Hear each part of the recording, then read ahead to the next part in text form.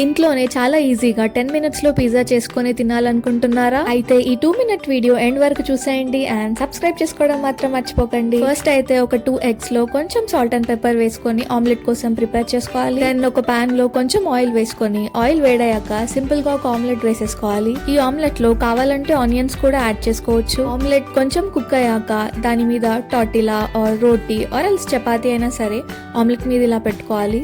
ఇప్పుడు నేనైతే టార్టిలా యూస్ చేస్తున్నాను. దీని మీద బటర్ కానీ ఆయిల్ కానీ ఇలా రబ్ చేసుకోవాలి. ఈ లోపు కింద ఉన్న ఆమ్లెట్ పర్ఫెక్ట్ గా కుక్ అయిపోయి ఉంటుంది కాబట్టి ఫ్లిప్ చేసుకుంటున్నాను. ఇప్పుడు ఈ ఆమ్లెట్ మీద పిజ్జా సాస్ ని స్ప్రెడ్ చేసుకుంటున్నాను.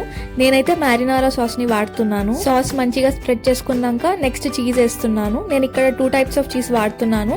పర్మెజాన్ చీజ్ ఇంకా మెక్సికన్ చీజ్ అయితే నేను వేసుకున్నాను. నెక్స్ట్ వచ్చేసి మనకి నచ్చిన టాపింగ్స్ వేసుకోవాలి. నేనైతే ఇక్కడ సింపుల్ గా కార్న్ ని వేస్తున్నాను. వీటితో పాటు ఆనియన్స్, ఆలివ్స్, పైనాపిల్, చికెన్ ఏదైనా టాపింగ్ వేసుకోవచ్చు. ఇప్పుడు మూత పెట్టుకొని చీజ్ అనేది మెల్ట్ అయిపోయి క్రస్ట్ అనేది క్రంచిగా అయ్యేంత వరకు కుక్ చేసుకోవాలి. మధ్యలో 1 or 2 మినిట్స్ కి అలా అప్పుడప్పుడు మూత ఓపెన్ చేసి చెక్ చేస్తూ ఉండాలి. 5 మినిట్స్ లో నా పిజ్జా అయితే చీజ్ మెల్ట్ అయిపోయి క్రస్ట్ అయితే ప్రాపర్ గా కుక్ అయిపోయింది. చేయకుండా స్టవ్ ఆఫ్ చేసుకొని సర్వ్ చేసి కట్ చేసుకొని ఈ యమ్మీ ఈజీ చీజీ పిజ్జాని ఎంజాయ్ చేసేయండి.